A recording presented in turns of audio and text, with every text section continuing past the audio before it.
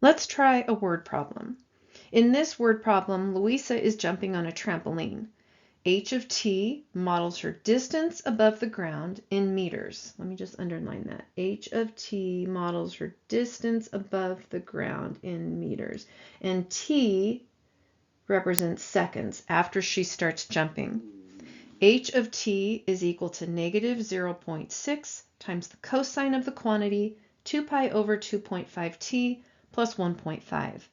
What is the second time that Louisa reaches a height of 1.2 meters? Round your answer to the nearest hundredth. All right, so imagine you're on a trampoline. You're going to jump up, you're going to jump down. You're not going to jump down. You're going to jump up, you're going to come down, jump up, come down. So there's going to be lots of times that Louisa reaches this height of 1.2 meters. We are interested in the second time that that happens. All right, so a height of 1.2 meters is my h of t values. That's the thing that represents height.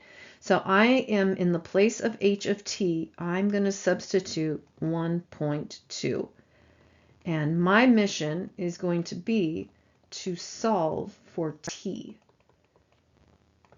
And like we've seen before, in order to solve for t, the first thing I need to do is get this cosine by itself. Okay, so I would subtract 1.5 from each side. That's going to get me negative 0.3 equals negative 0.6 times the cosine of 2 pi over 2.5t. Already looks better. Now I'm going to divide both sides by negative 0.6. So if I do that, let me just go ahead and write that on here so you can see it. Negative 0.6 and negative 0.6. Those negative 0.6s are going to cancel on the right, and on the left, I think I end up with 1/2, don't I? So I'll call that 0.5. Okay, now I like that because an output of 1/2 or 0.5 is one of my special angles. So what angle produces, let me just go ahead and write this. I'm going to say cosine inverse of, and I think I'll write 1/2 instead of the 0.5 because I think we're more used to seeing 1/2. So what angle produces a cosine of 1/2? I'm going to take cosine inverse of the left, and I'm going to take cosine inverse of the right. Okay, so the angle that produces a cosine of 1/2 is the angle pi over 3. But it's also, let me just finish this out. It is also, what else? 5 pi over 3. 5 pi over 3 equals 2 pi over 2.5t. So I can solve for t by multiplying each side by the reciprocal of 2 pi over 2.5. That's going to get me the t by itself. And if I multiply it on the right and I multiply it on the left, let's see, the pi's cancel out.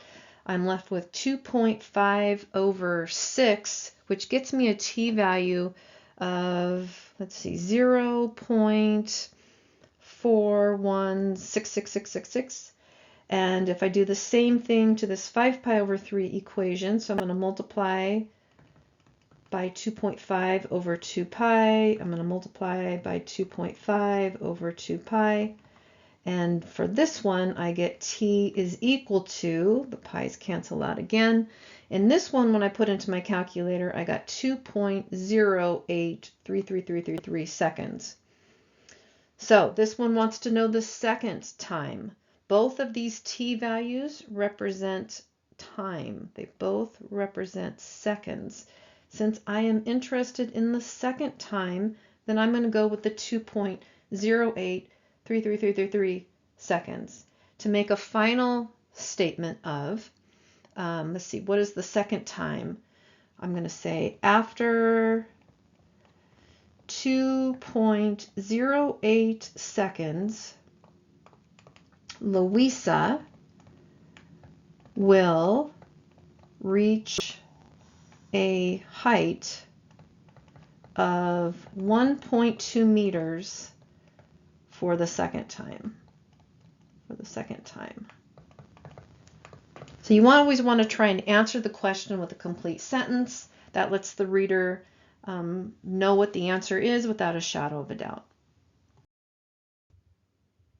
Now let's look at an example where we're not given the equation of the function. In fact, we're being asked to find a trigonometric function that models this situation.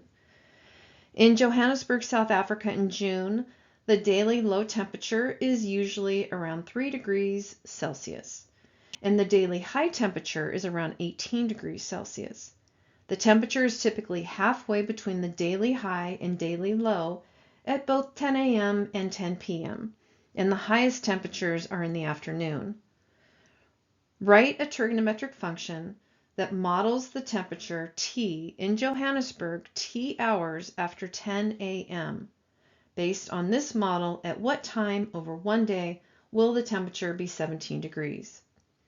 Okay, so what I usually like to do is I find that if I sort of draw a picture or graph this out, then writing the trigonometric function simply comes down to identifying things like period, midline, amplitude. So let me see if I can do that. Let's see if that'll make it easier for me. So I'm going to draw an X and a Y axis. And one of the most important things to do when you draw an X and Y axis is to label your axes. So what does that horizontal axis represent? It says temperature T hours after 10 a.m. So my horizontal axis is going to be T hours after 10 a.m. And my vertical axis is going to be the degrees Celsius. Okay. Now, 10 a.m. is going to be my 0 value. And do I know what the temperature is at that point? I don't think I do. Not quite yet. What I know is that every 24 hours, however, every 24 hours, I can expect that to repeat, right? Starting a brand new day, it's all going to start to repeat. Okay, let me put a couple things on here. What I do know is that the daily low temperature is at 3 degrees. So let's see here.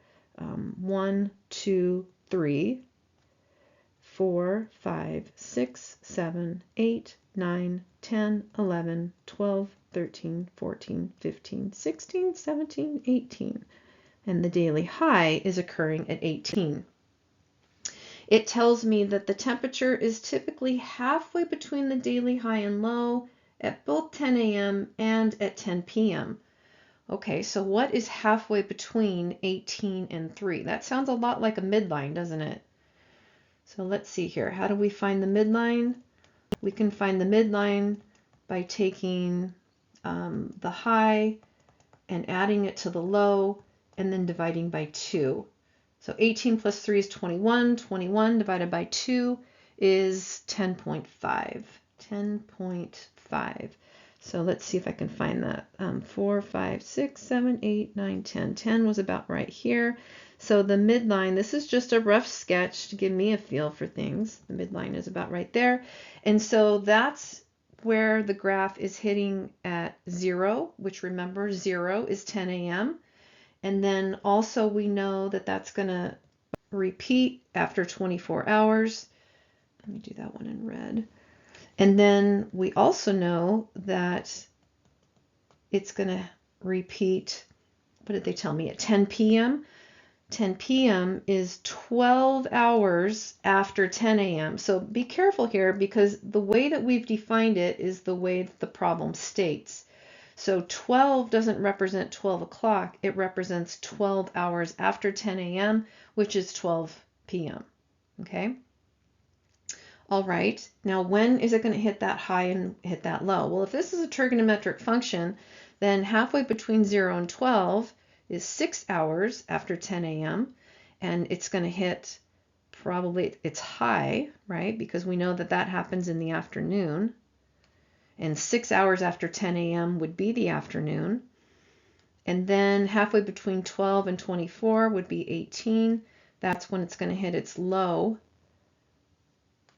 And that's in the evening, so that makes sense. Okay, trigonometric function that models the temperature T. So I'm going to call this T, capital T of lowercase t, is going to equal, all right. So the first number should be the amplitude. What is the amplitude? Well, from the midline of 10.5 up to 18 or down to 3 is a difference of, I think, 7.5. Now, does this look like a sine function or does this look like a cosine function? Well, at 0, we're hitting the midline. So that's the characteristics of a sine function. Now we need to identify the period. The period of the function is, let me just write this out, the period of the function is every 24 hours. So what I need then is my b value. So I'm going to set that 24 hours equal to 2 pi over b and solve for b to get pi over 12. And I'm going to put that lowercase t in, and I don't have to do any sort of a shift with this sine function. And then on the end, I'm going to put that midline of 10.5. So I think that that looks like a good sine function. You know, if I wanted to write this as a cosine function, I certainly could. It's just that there would have to be a shift. So I would put my pi over 12 in there, but then I would show a shift. Looks like it would have to shift to the right 6 units. So I put a -6 in there and finish it off. So either one of those equations would work, and there's actually infinite ways that I could write this if I incorporate shifts into the answer. Based on this model, at what time over one day will the temperature be 17 degrees? So 17 degrees Celsius is my output. So I would want to set, I'm gonna work with this original function. I'm going to set 17 equal to 7.5 times the sine of pi over 12t plus 10.5. Now, if I go through the process of subtracting 10.5 and dividing by 7.5, and then taking sine inverse, let me just go ahead and write it out. Subtract 10.5, I got, what did I get? 6.5, and then I'm going to have 6.5 over 7.5 equals the sine of pi over 12t. And I'm going to take sine inverse of each side. And so I'm going to get 6.5 divided, let me go ahead and write this out. Sine inverse of 6.5 over 7.5 is going to equal, if I take sine inverse of the right, the sine's going to cancel, so I'm left with pi over 12t. And when I put sine inverse of 6.5 over 7.5 into my calculator, I got approximately 1.05. So I'm going to say pi over 12t is equal to 1.05. But I also know, if I remember my rules of sine inverse, you know, if you think about when is a sine going to give you a positive output, the calculator gave me the quadrant 1 answer. I also need the quadrant 2 answer. So I'm going to take pi and subtract that 1.05. Now pi minus 1.5 is around 2.09. This is about 2.09. All right. Multiply each one of those numbers by 12 over pi, and I got t equals, let's see here, what do I get?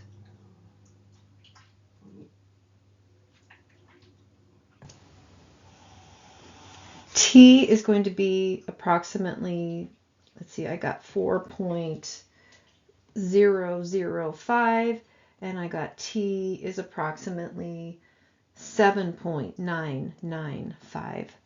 So I'm going to say, based on this model, at what time will the temperature be 17 degrees? So I would say 4 hours and also 8 hours approximately after 10 a.m. the temperature will be 17 degrees Celsius. So what time is that? Let's see, 4 hours after 10 a.m. We're talking about 2 p.m. And we're also talking about, looks like 6 p.m.